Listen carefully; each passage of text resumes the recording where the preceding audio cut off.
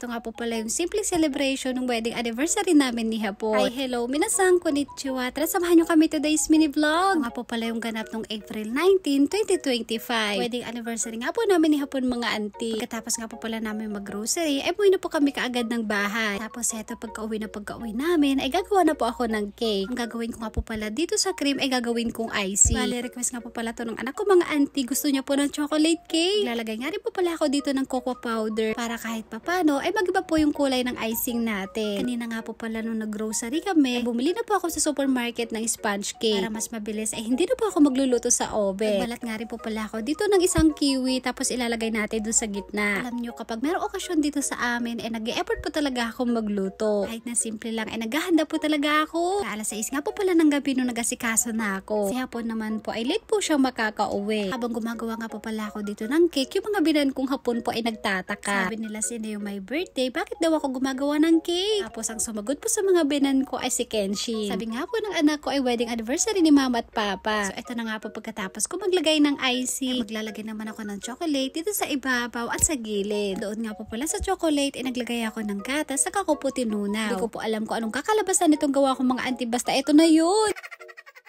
Ito na nga po yung last na gagawin natin mga auntie. Maglalagay na po tayo ng design dito sa ibabaw. Para mas bongga ay naglagay po ako dito ng Oreo tsaka ng cherry. Sa wakas pagkatapos po ng siyam-siyam ay tapos na akong gumawa ng cake. Kitaan nyo mat ni Auntie Kaslago Deluxe sa ate aramid ko. Pasensya na po kayo mga auntie dahil hindi po talaga ako marunong mag-bake. Kaya kung mapapansin nyo po ay tabingi pa yung cake ko. At least nag-effort si auntie.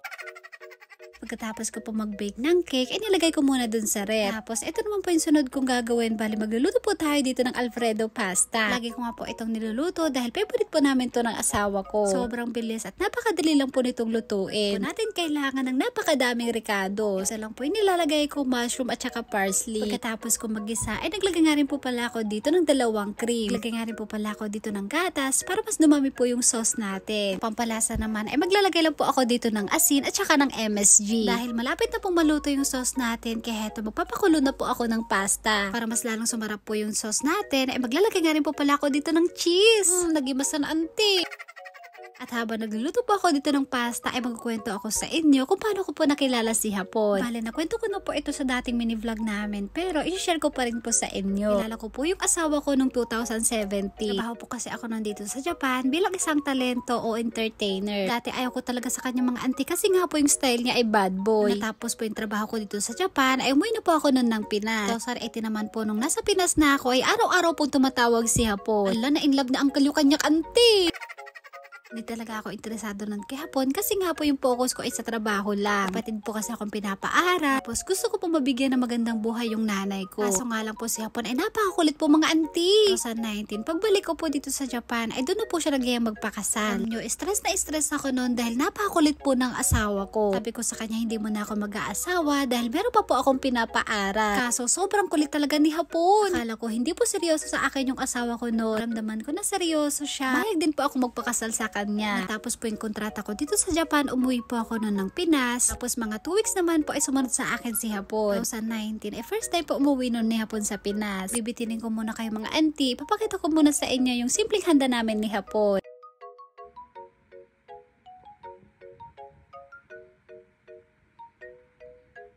Habang nag-aasikaso nga po pala ako kanina, si Hapon naman po at si Kenshin ay naliligo. Pagkatapos ko bihisan tong anak ko, sindihan ko nga po tong cake dahil gusto pong mag-blow ni Kenshin mga auntie. Birthday na ka no. 最初パパママおめでとう。そうだよ。パパママおめでとうっつってね。出ちゃってる。Kinasal po kami ni Hapon 2019, April 19. 6 na taon na nga po pala kami nagsasama ng asawa ko. Medyo matagal-tagal na pala mga auntie. Ay, obeto.